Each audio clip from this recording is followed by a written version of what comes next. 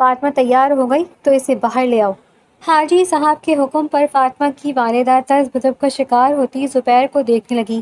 زبیر کی نگاہ گاہیں بگائے دروازے کی جانب اٹھنے لگی، پھر نگاہ سامنے سر جھکائے بیٹھے سلمان پر گئی۔ اپنے باپ کی ضد میں وہ فاطمہ کی شادی اس شخص سے تو ہرگز نہیں ہونے دے سکتا تھا۔ فاطمہ کے دروازے پر دستک ہوئی تو فاطمہ کی دھڑکنیں مزید تیز ہو گئیں۔ تو یہ فیصلہ ہوا تھا اس کی قسمت کا۔ میں تم سے نفرت کرتی ہوں میران آفریدی، تمہاری وجہ سے میری زندگی برباد ہو رہی ہے۔ تم نے میرے ابا کو اتنا مجبور کر دیا کہ آج وہ میری شادی اس شخص سے کر رہے ہیں جس کے خلاف خود باتیں کرتے ہیں۔ اپنے آنسو صاف کرتی وہ کھڑی ہوئی۔ اس کی ماں نے آگے بڑھتے اسے سینے سے لگایا۔ امی، میں سلمان سے شادی نہیں کرنا چاہتی، آپ ابا کو منائیں، وہ ایسا نہ کریں، میں نے اپنی زندگی کو لے کر بہت خواب دیکھے ہیں۔ وہ تڑپ اٹھی تھی۔ نہیں مان رہے تمہارے ابا۔ زبیر نے بہت کوشش کی ہے فاطمہ، اور اگر اب انکار کیا تو تمہارے ابا کچھ بھی کر جائیں گے، تم ان کی ضد سے واقف ہو۔ ماں کے منہ سے صاف انکار سن کر اس کا چہرہ مزید زرد پڑا۔ ابا اپنی ضد کی بھیڑ مجھے نہیں چڑھا سکتے، میں یہ نکاح نہیں کروں گی امی، میں نے اپنی زندگی کے لیے بہت خواب دیکھے ہیں۔ وہ بھی اپنے باپ کی طرح ضد پر آئی۔ جب پیچھے آہٹ سن کر دونوں پلٹے، حاجی صاحب دروازے پہ کھڑے سنجیدگی سے اسے دیکھ رہے تھے۔ فاطمہ فوراً نظریں چکا گئی۔ حاجی صاحب چلتے اس کے کچھ فاصلے کے پر آ ٹھہرے۔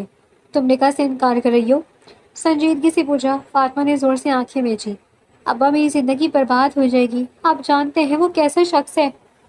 وہ تڑپ کر بولی، نہیں ہوگی خراب، ہم کوشش کریں گے وہ سدھر جائے۔ حاجی صاحب نے بے لچک لہجے میں کہا، اور اگر وہ پھر بھی نہ سدھرا تو؟ وہ سوال کرنے سے باز نہیں رہی تھی۔ تو چھوڑ دینا اسے، میں تمہیں واپس لے آؤں گا اور دوسرا اچھا رشتہ دیکھ کر تمہاری شادی کر دوں گا۔ حاجی صاحب نے اتنے اطمینان سے کہا کہ فاطمہ سمیت اس کی ماں بھی بے یقین نظروں سے اپنے شوہر کو دیکھنے لگی۔ آپ کا دماغ صحیح ہے حاجی صاحب، طلاق دلوانی ہے تو شادی کیوں کر رہے ہیں؟ داغ لگائیں گے اپنی بیٹی پر؟ وہ آنکھ کھڑی تھی۔ ہاں، مجھے جو ٹھیک لگے گا میں وہی کروں گا۔ اس کی شادی کے بعد جب اس امیر زادے سے جان چھوٹے گی تو کوئی نہ کوئی اچھا رشتہ بھی مل جائے گا۔ اگر سلمان نہیں سدھرا تو دوسرا صحیح، پر اگر ابھی فاطمہ نے نکاح سے انکار کیا تو میں فاطمہ کو اپنی سرپرستی سے نکال دوں گا، میرا نام پھر اس کے نام کے آگے نہیں لگے گا۔ ان کی دھمکی کرامت ثابت ہوئی تھی۔ افسوس سے اپنے باپ کو دیکھتے اس نے بیڈ پر رکھی بڑی سی چادر اٹھائی اور اپنے باپ کے سامنے سر جھکائے کھڑی ہو گئی۔ آنسو ترتیب سے اس کے گال پر بہنے لگے۔ حاجی صاحب نے فتح یابی سے مسکراتے فاطمہ کے سر پر ہاتھ پھیرا اور اسے لیے کمرے سے باہر نکل آئے۔ آنگن میں لاتے فاطمہ کو زبیر کے برابر چارپائی پر بٹھایا۔ زبیر نے ایک نظر اس کے چہرے پر ڈالی اور آنکھیں بند کرتے گہری سانس لی۔ وہ اتنا کمزور نہیں ہو سکتا تھا۔ اگر میران آفریدی نے کچھ نہیں کیا تھا تو وہ پیچھے نہیں ہٹے گا۔ اٹھ کے اندر جاؤ واپس۔ فاطمہ کے ہاتھ پر اپنا ہاتھ رکھتے اس نے سرد لہجے میں کہا۔ فاطمہ نے نم نظروں سے اپنے بھائی کو دیکھنے لگی۔ اب ابا نہیں مان رہے، کپ کپاتے دھیمے سے لہجے میں کہا، زیادہ سے زیادہ گھر سے نکالیں گے، میں تمہیں پال سکتا ہوں، جاؤ اندر، یہ نکاح نہیں ہوگا۔ آہستگی سے کہتے اس نے فاطمہ کے ہاتھ پر اپنا ہاتھ رکھا تو حاجی صاحب ماتھے پر بل ڈالے ان دونوں کو دیکھنے لگے۔ باقی باتیں بعد میں کر لینا، میں نکاح شروع کر رہا ہوں۔ حاجی صاحب کی آواز پر وہ دونوں چونکے۔ فاطمہ کے قدموں میں اتنی طاقت نہیں تھی کہ وہ اپنی جگہ سے کھڑی ہو پاتی۔ زبیر اپنی جگہ سے کھڑا ہوا ہی تھا کہ دروازے پر تیز دستک ہوئی۔ زبیر کو اپنے کندھے ہلکے محسوس ہوئے۔ آپ نکاح شروع کریں ابا، میں دیکھتا ہوں۔ دوسری دستک پر زبیر نے سکون سے کہا اور دروازے کی جانب بڑھ گیا، جبکہ فاطمہ زبیر کے اچانک بدل جانے پر آخری امید بھی ٹوٹتی محسوس کر کے چہرہ جھکا گئی۔ زبیر نے دروازہ کھولا تھا اور توقع کے عین مطابق دروازے پر سامنے ہی میران آفریدی کھڑا تھا۔ کون ہے زبیر؟ حاجی صاحب نے پوچھا۔ جواباً زبیر نے راستہ چھوڑ دیا۔ میران مکمل کروفر کے ساتھ گھر میں داخل ہوا۔ پہلی نگاہ سر جھکائے بیٹھی فاطمہ پر پڑی تو لب بھیج گئے۔ تم یہاں کیا کر رہے ہو؟ حاجی صاحب کی آواز اچانک بلند ہوئی۔ بنا دولہے کے نکاح کیسے ہوگا حاجی صاحب؟ میران نے الٹا سوال دہرا تو حاجی صاحب کا چہرہ تمتما اٹھا۔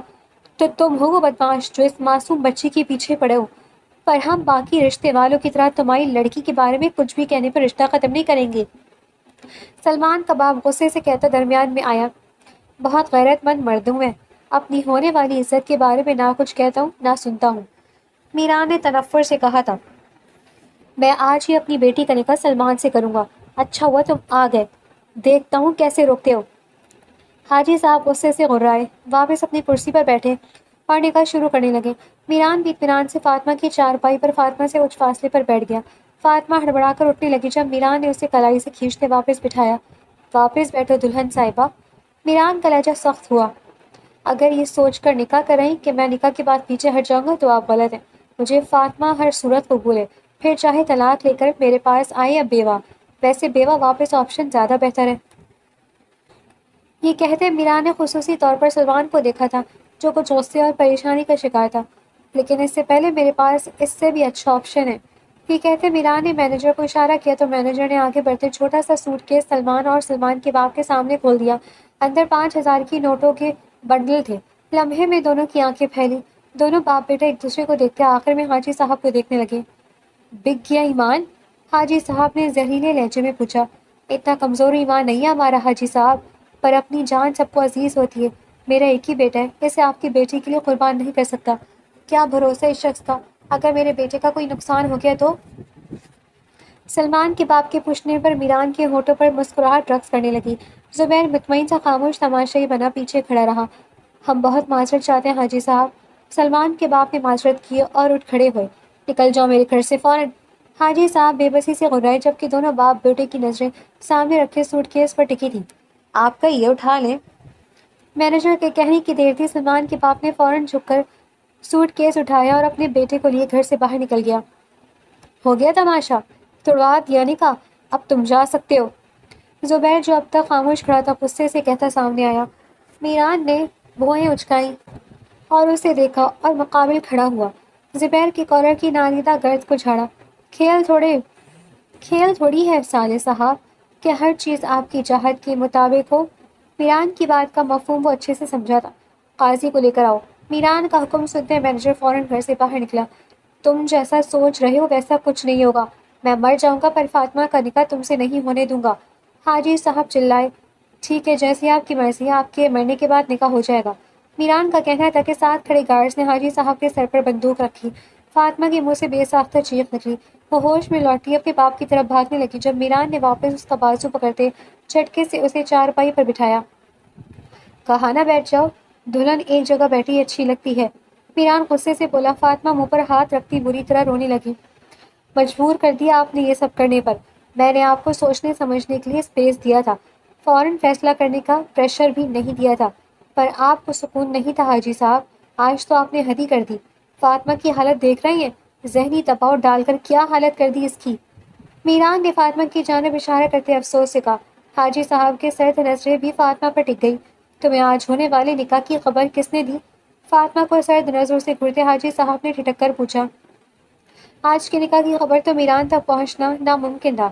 اپنے باپ کا سوال سن کر زبیر کے لب ہلکے پھڑپڑانے لگے، مگر حاجی صاحب کا شک فاطمہ پر تھا۔ کس نے خبر دی؟ کیسے خبر ہوئی؟ یہ سب بیکار باتیں ہیں۔ میرے پاس زیادہ وقت نہیں ہے، نہ ہی میں آپ کا وقت برباد کروں گا، اس لیے نکاح شروع کریں۔ میران نے ساتھ لائے قاضی کی طرف اشارہ کیا۔ فاطمہ، نکاح قبول نہیں کرنا۔ حاجی صاحب سنگین لہجے میں بولے۔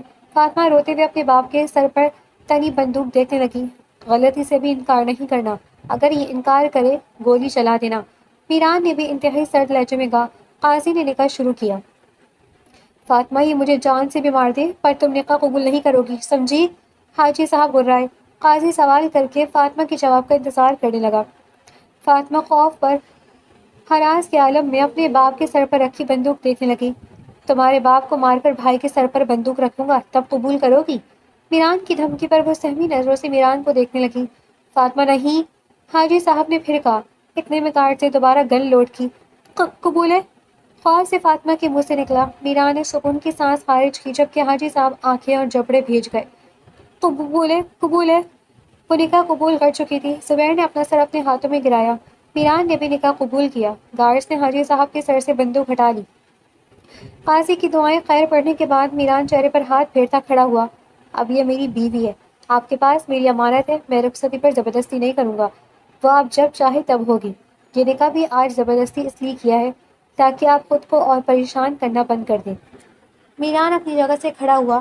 اپنا خیال رکھنا مسز میران، آخر میں نرمی سے کہتا وہ خارجی دروازے کی جانب بڑھ گیا۔ رکو! حاجی صاحب کی آواز پر قدم رکے۔ حاجی صاحب کھڑے ہوتے فاطمہ تک آئے اور اگلی لمحے کانپتے ہاتھوں سے فاطمہ کی منہ پر زوردار تھپڑ رسید کیا کہ فاطمہ لڑکھڑا کر زمین پر گری۔ آنگن میں سناٹا چھا گیا۔ میران کے ماتھے پر بل پڑے۔ حاجی صاحب نے بازو سے کھینچتے فاطمہ کو اپنے مقابل کھڑا کیا۔ آستین کے اندر ہی سانپ تھا اور میں اسے پہچان نہیں سکا۔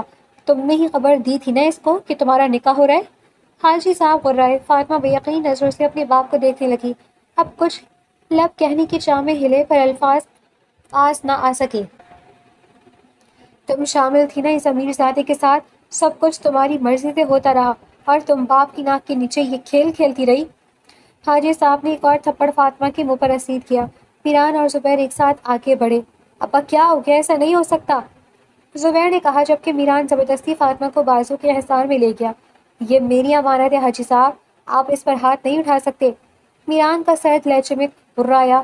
اپنی امانت اپنے ساتھ لے کر نکل جاؤ یہاں سے، ہمارا اس سے کوئی تعلق نہیں۔ حاجی صاحب نے فیصلہ سنایا۔ فاطمہ زمین پر گرنے ہوئی تھی۔ میران نے مزید کچھ نہیں کہا تھا۔ فاطمہ کی زور آزمائی کے باوجود وہ فاطمہ کو اپنے ساتھ کھینچتے باہر لے گیا اور زبردستی گاڑی میں بٹھایا۔ فاطمہ کی ماں اور زبیر نے حاجی صاحب کو سمجھانے کی کوشش کی، پر ان کی بگڑتی طبیعت دیکھ کر خاموش ہو گئے۔ ہسپتال کی کوریڈور میں پھیلی سفید بے جان روشنی کبیر کے چہرے پر پڑ رہی تھی، جہاں بے چینی کی گہری لکیر کھینچی تھی۔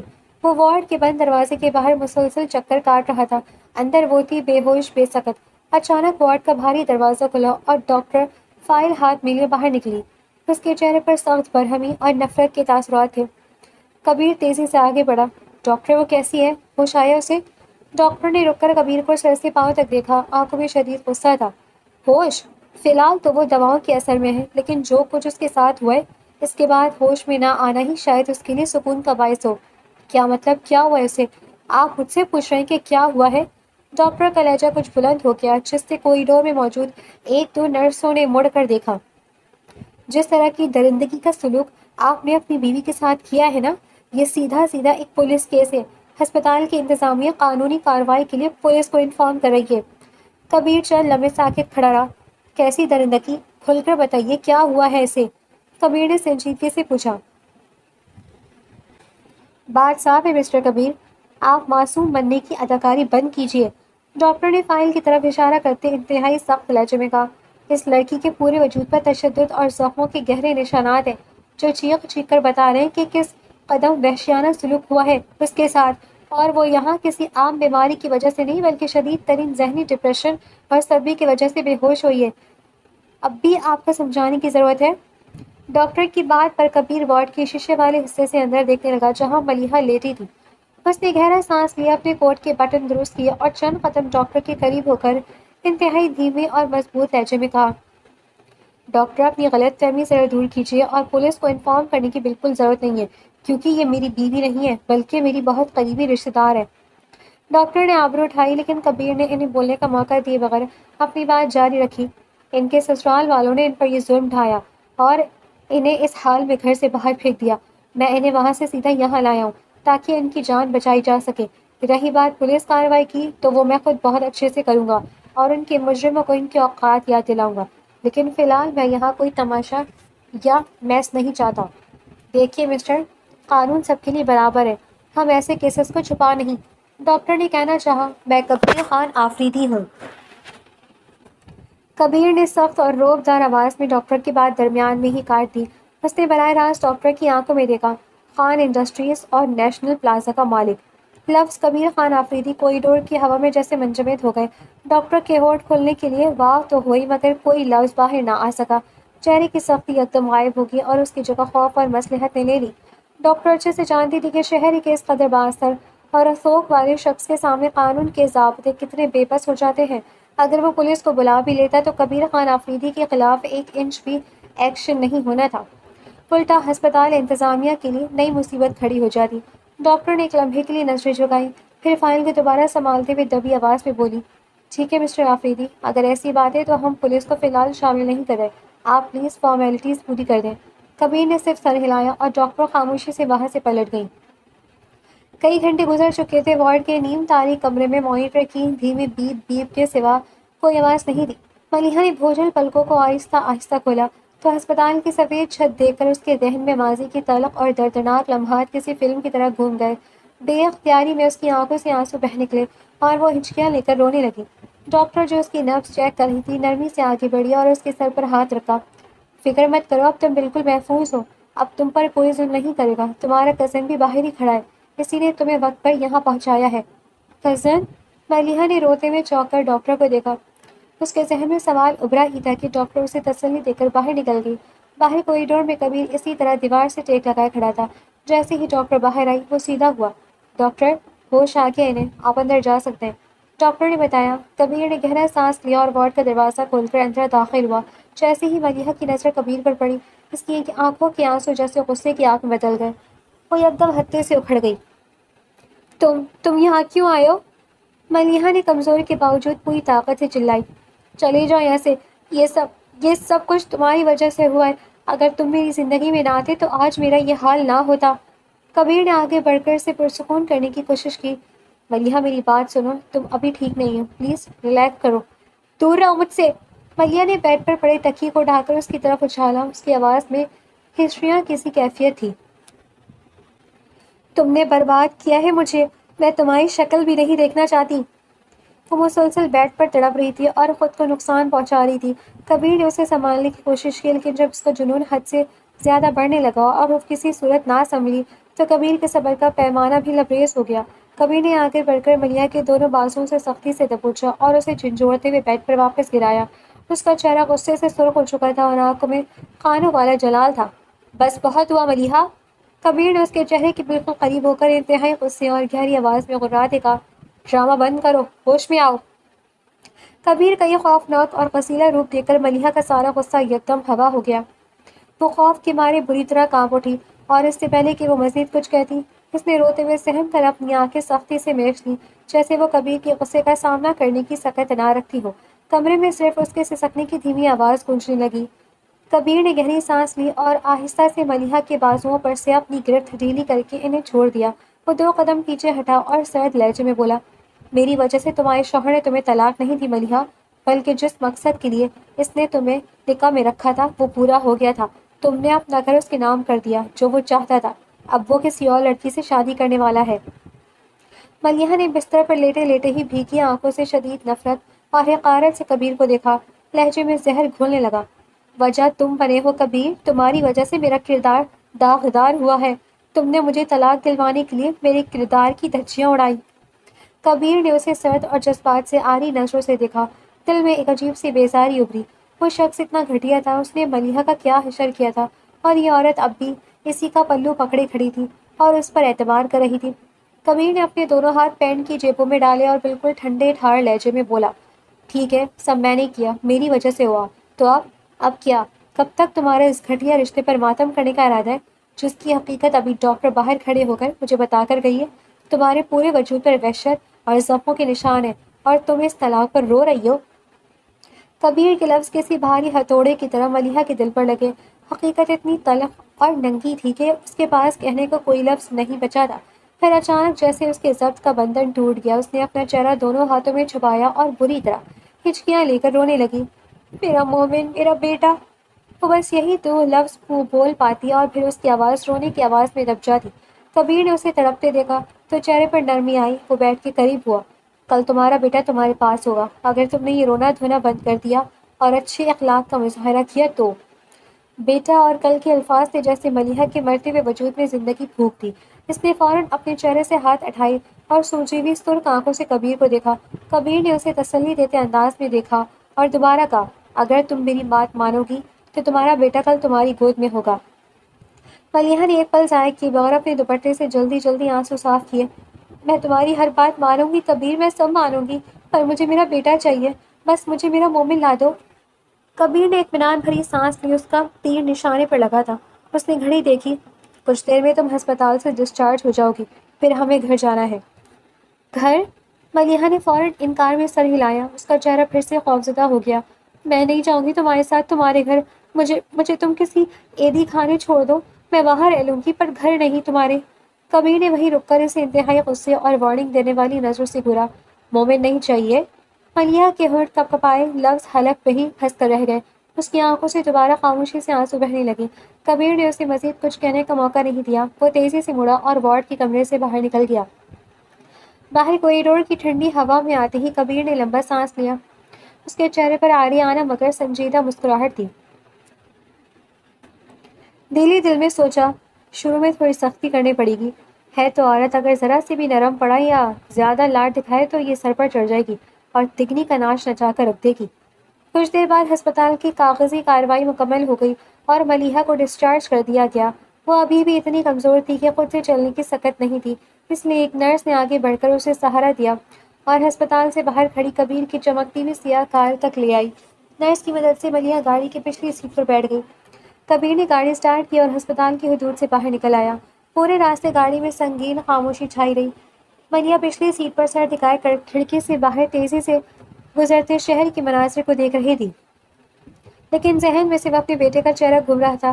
آخر کار اس خاموشی کو توڑتے ہوئے اس نے گاڑی کے فرنٹ مرر میں کبیر کو دیکھا۔ وہ لوگ میرا بیٹا نہیں دیں گے، اس کی آواز میں خوف اور بے بسی تھی۔ اور تم کس حیثیت سے اسے لاؤ گے؟ وہ بہت چالاک لوگ ہیں، اگر تم وہاں گئے تو وہ پولیس کو بلا لیں گے۔ ملیحہ کی بات سن کر کبیر کے لبوں پر معنی خیز مسکراہٹ ابھر آئی۔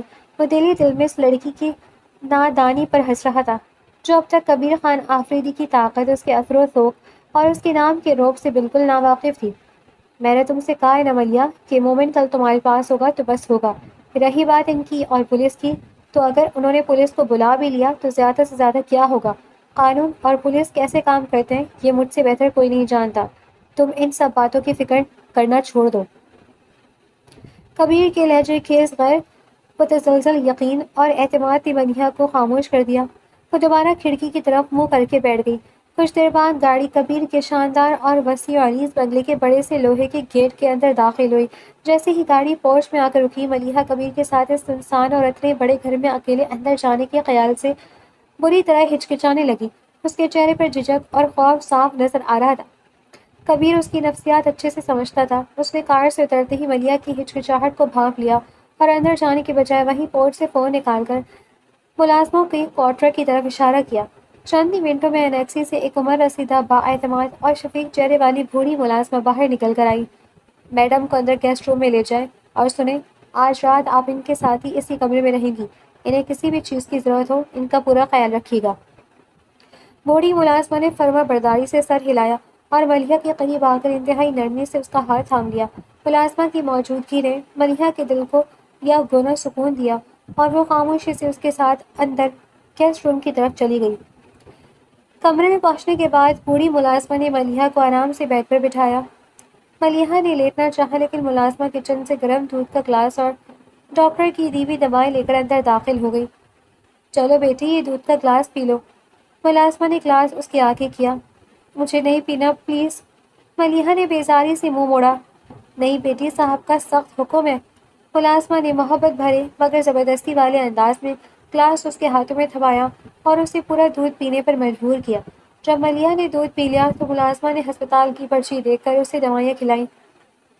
ان دوائیوں میں ڈاکٹر کی دی ہوئی ایک گولی شدید ذہنی تناؤ کو کم کرنے اور پرسکون نیند کی بھی تھی۔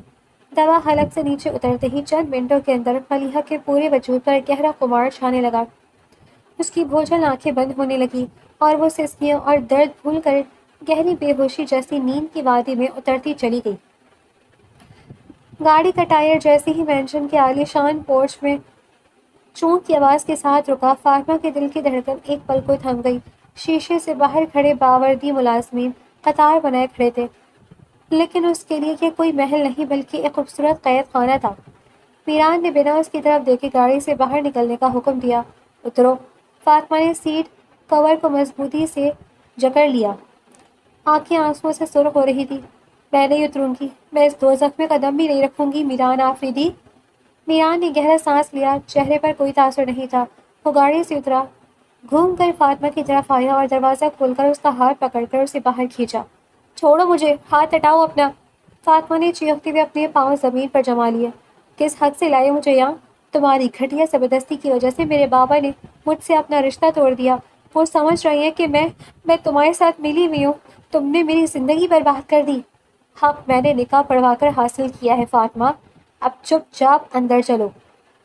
میران نے اس کے بازوؤں پر اپنی گرفت مضبوط کرتے ہوئے اسے اندر کی طرف گھسیٹنا شروع کیا۔ نہیں جاؤں گی، میں بڑھ جاؤں گی پر تمہارے ساتھ اس چھت کے نیچے نہیں رہوں گی۔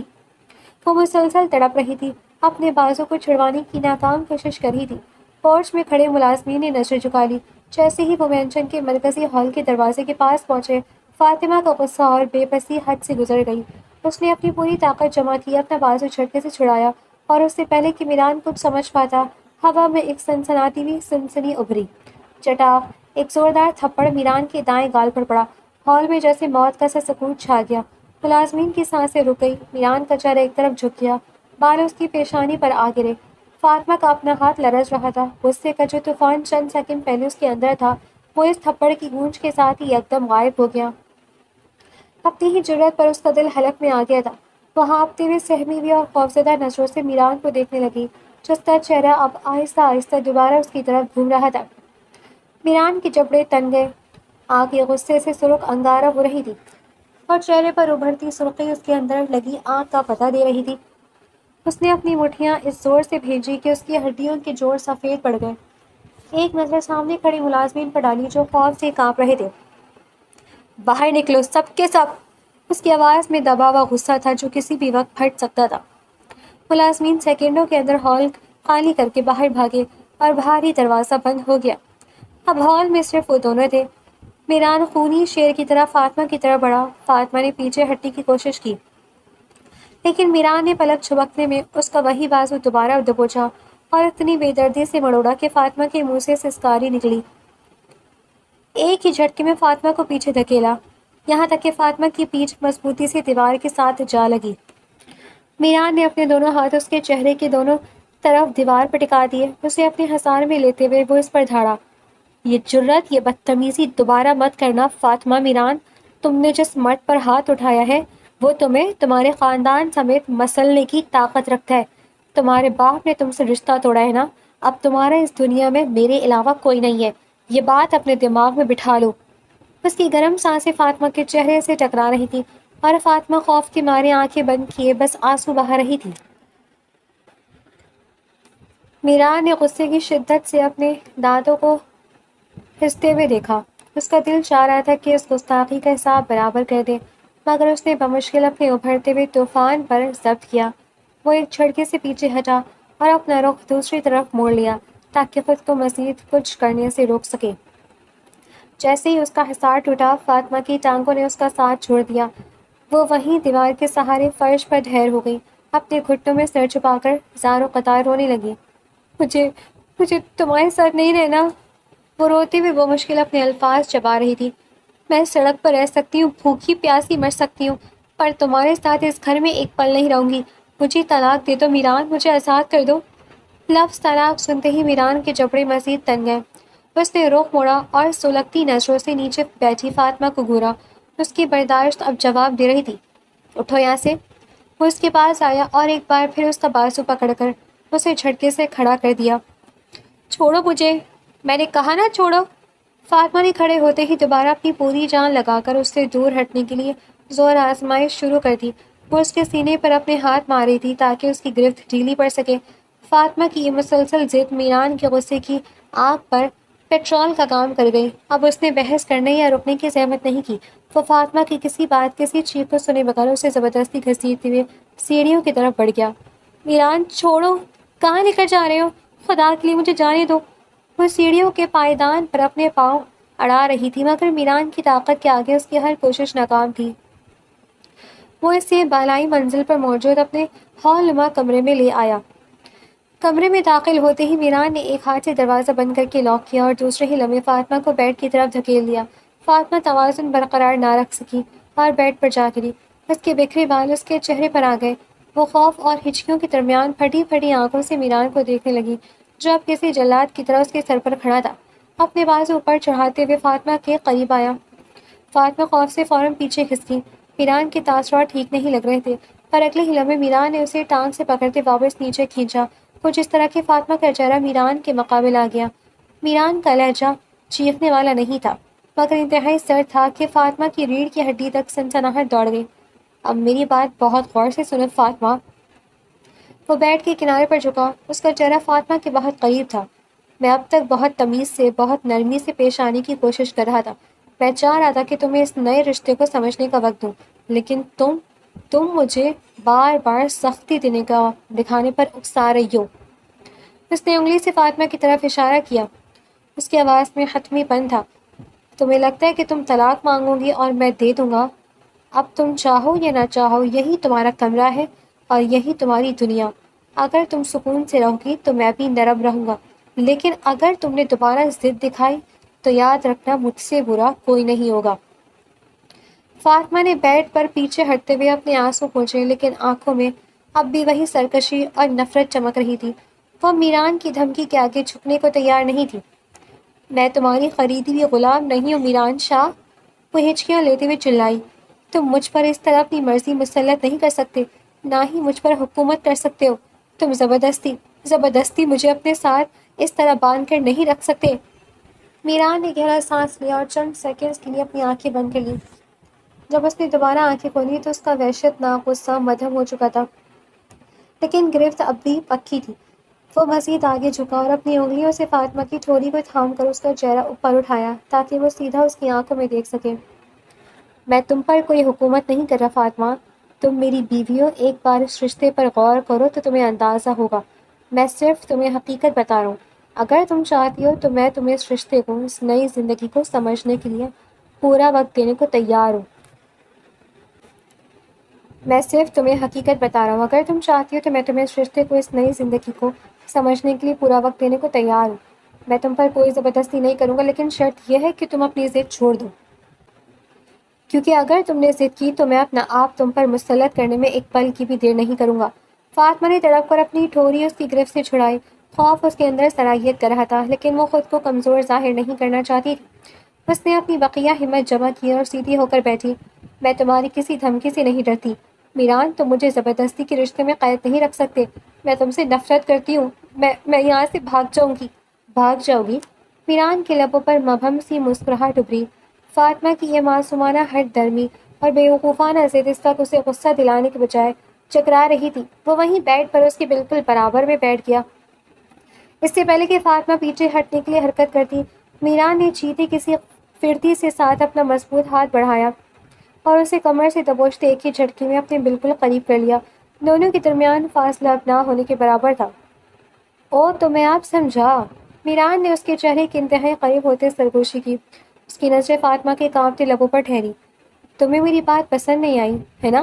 تم نہیں چاہتی کہ میں تمہیں وقت دوں، بلکہ تم تو یہ چاہتی ہو کہ میں ابھی اسی وقت تمہیں اس نئے رشتے کا احساس دلاؤں۔ میران کی اس اچانک قربت اور بدلے ہوئے انداز پر فاطمہ کی روح تک کانپ گئی۔ اس کا پورا وجود بری طرح گھبراہٹ کی زد میں آ گیا۔ اس نے پیچھے ہٹنے کی کوشش کی، لیکن میران نے اسے زبردستی اپنے ساتھ بھیج لیا۔ فاطمہ کی دھڑکنیں بے ترتیب ہو گئی جب میران نے جھک کر انتہائی نرمی اور استحقاق سے جتاتے اپنے لب اس کے ماتھے پر رکھ دیے۔ وہ لمس فاطمہ کے لیے بجلی کی جھٹکے جیسا تھا۔ خوف اور بے بسی کے مارے اس کے ہاتھ خود بخود اٹھے اور اس نے میران کا شرٹ کا کالر اپنے کانپتے ہوئے ہاتھوں میں دبوچ لیا، جیسے وہ گرنے سے بچنے کے لیے کسی سہارے کو ڈھونڈ رہی ہو۔ نہیں میران، خدا کے لیے نہیں! وہ پناہ مانگتے ہوئے پھوٹ پھوٹ کر روتی۔ اس کا پورا جسم میران کے حصار میں لرزنے لگا۔ میران نے جب فاطمہ کو یوں اپنے حصار میں لرزتے اور پناہ مانگتے دیکھا تو اس کے دل میں ابھرتا ہوا طوفان یکسر تھم گیا۔ میران نے انتہائی نرمی سے اپنا ہاتھ فاطمہ کے سر پر رکھا۔ اس کی انگلیاں فاطمہ کے ریشمی بالوں میں آہستہ آہستہ پھرنے لگیں، جیسے وہ اسے حوصلہ دے رہا ہو، اسے پرسکون کر رہا ہو۔ پھر اس نے فاطمہ کی کمر سے اپنا ہاتھ ہٹا لیا اور صوفے کی طرف اشارہ کرتے ہوئے خود کو اس سے کچھ فاصلے پر کر لیا تاکہ فاطمہ خود کو محفوظ محسوس کر سکے۔ فاطمہ نے ہچکیاں لیتے ہوئے آہستہ سے اپنی بند آنکھیں کھولی اور لرزتے ہاتھوں سے اس کا کالر چھوڑ دیا۔ وہ اب بھی خوفزدہ تھی، لیکن میران کے انداز میں اب کوئی سختی نہیں تھی۔ میں تمہارے ساتھ کوئی زبردستی نہیں کروں گا فاطمہ۔ میران کی آواز میں اب ٹھہراؤ تھا۔ تم جب تک چاہو، جتنا چاہو وقت لے سکتی ہو۔ اس رشتے کو دل سے قبول کرنے کے لیے میں تم پر کوئی دباؤ نہیں ڈالوں گا۔ اس نے اپنی بات جاری رکھتے ہوئے فاطمہ کی آنکھوں میں دیکھا۔ بس ایک بات یاد رکھنا، یہاں سے بھاگنے کی کوشش یا کوئی بھی دوسری الٹی حرکت مت کرنا، کیونکہ تم اچھی طرح جانتی ہو کہ تم اس میں کبھی کامیاب نہیں ہو سکو گی۔ لیکن ہاں، تمہاری یہ حرکتیں مجھے ضد دلا دیں گی اور میں نہیں چاہتا میں تم پر کوئی بھی دباؤ ڈالوں۔ وہ بیڈ سے اٹھا اور چند قدم دور جا کر کھڑا ہو گیا، پھر رخ موڑ کر فاطمہ کو دیکھا۔ اس کی آنکھوں میں مخلصی صاف نمایاں تھی۔ تم مجھے بہت عزیز ہو فاطمہ، بہت قیمتی ہو میرے لیے، اس لیے میں نے تم سے نکاح کیا۔ میں یہ نکاح اس طرح زبردستی کبھی نہ کرتا اگر تمہارے ابا اتنی ضد پر نہ اترتے۔ میرے پاس تمہیں اپنے پاس لانے کے علاوہ کوئی راستہ نہیں بچا تھا۔ اس کمرے میں تمہاری ضرورت کی ہر چیز موجود ہے۔ سکون سے آرام کرو اور خود کو اذیت دینا بند کرو۔ میران نے آخری بار اسے سمجھایا اور فاطمہ کو اس کے حال پر چھوڑ کر خاموشی سے کمرے سے باہر نکل گیا۔ دروازہ بند ہونے کی ہلکی سی آواز آئی اور فاطمہ کمرے کے اس بڑے سے بیڈ پر تنہا رہ گئی۔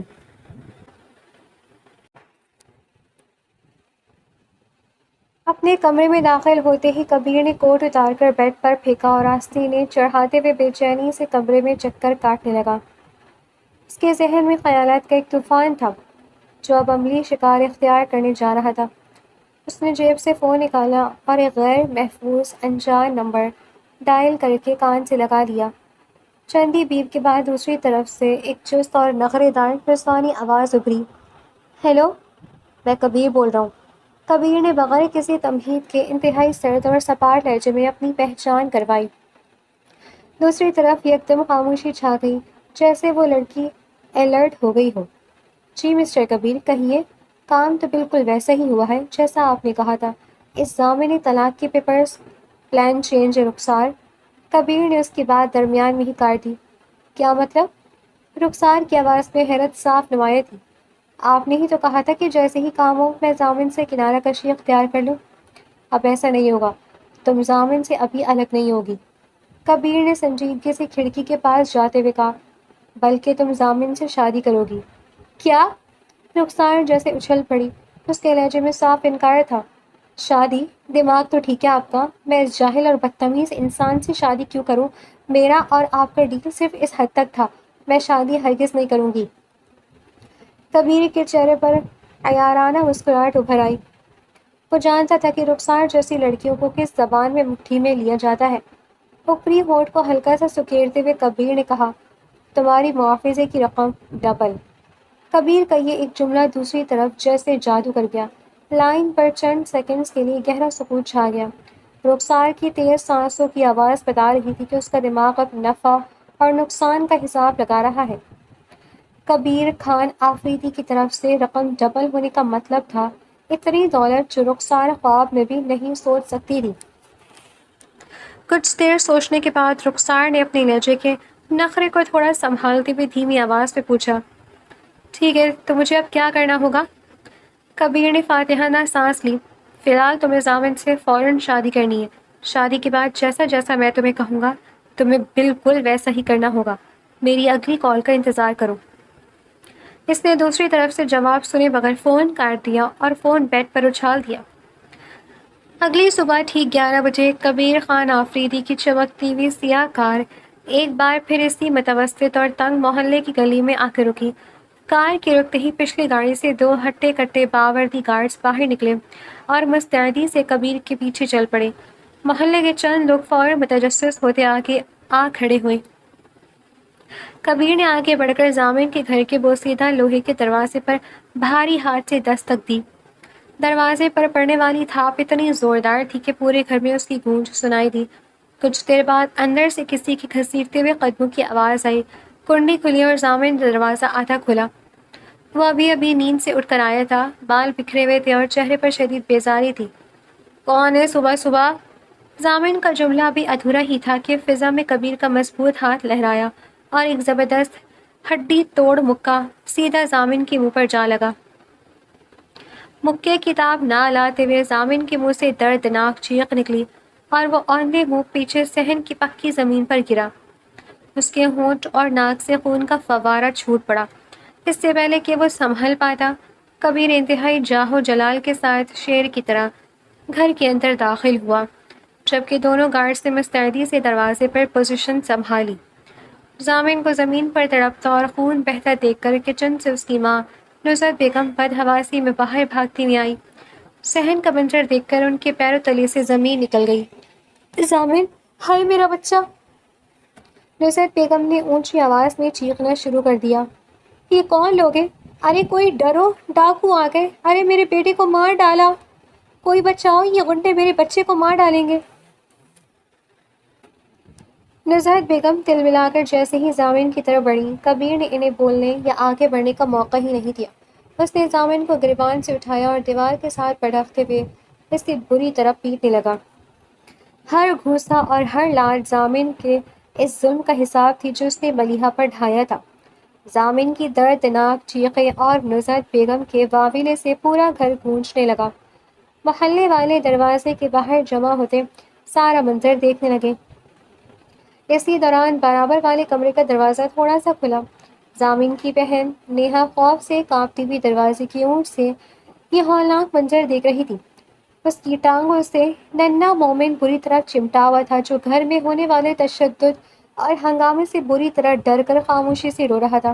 کبیر کی تیز نظریں جیسے ہی ضامن کے پیٹتے ہوئے نیہا کے پیچھے چھپے مومن پر پڑی، اس کے ہاتھ وہیں رک گئے۔ اس نے ضامن کو ایک آخری جھٹکا دے کر زمین پر گرایا، اپنے کپڑے درست کیا اور باہر کھڑے گارڈز کو اشارہ کیا۔ اشارہ پاتے ہی ایک کڑیل گارڈ بجلی کی تیزی سے اندر داخل ہوا اور نیہا کی طرف بڑھا۔ نیہا نے سہم کر مومن کو اور پیچھے چھپانے کی کوشش کی۔ نہیں، چھوڑو اسے، لیکن گارڈ نے بغیر کوئی وقت ضائع کیے ایک ہی جھٹکے میں مومن کو نیہا کی گرفت سے چھین لیا۔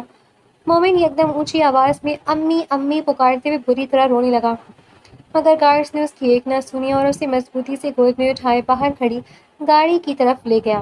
نصرت بیگم اپنے پوتے کو یوں چھنتا دیکھ کر اور پاگل ہو گئی۔ وہ زمین پر بیٹھے ضامن کے سر کو گود میں لیے کبیر پر چلانے لگی، ارے کوئی روکو ان گنڈوں کو، میں پولیس کیس کروں گی تمہارے خلاف، قانون کا کوئی خوف نہیں تمہیں، جیل کی ہوا کھلواؤں گی میں تمہیں اور تمہارے ان پالتو گارڈز کو۔ کبیر نے ان کی گیدڑ بھبکیوں اور دھمکیوں کو بری طرح نظر انداز کیا۔ چہرے پر تسکین آمیز مسکراہٹ ابھری۔ اس نے نیچے پڑے نیم بے ہوش ضامن کو دیکھا اور ایک آخری زوردار ٹھوکر اس کے پیٹ پر ماری۔ کیس ضرور کیجیے گا نصرت بیگم، مجھے انتظار رہے گا، کبیر نے انتہائی پرسکون لہجے میں کہا اور پلٹ کر باوقار قدم اٹھاتا ہوا گھر سے باہر نکل گیا۔ لوہے کا وہ بوسیدہ دروازہ ایک زوردار دھماکے سے بند ہوا تھا۔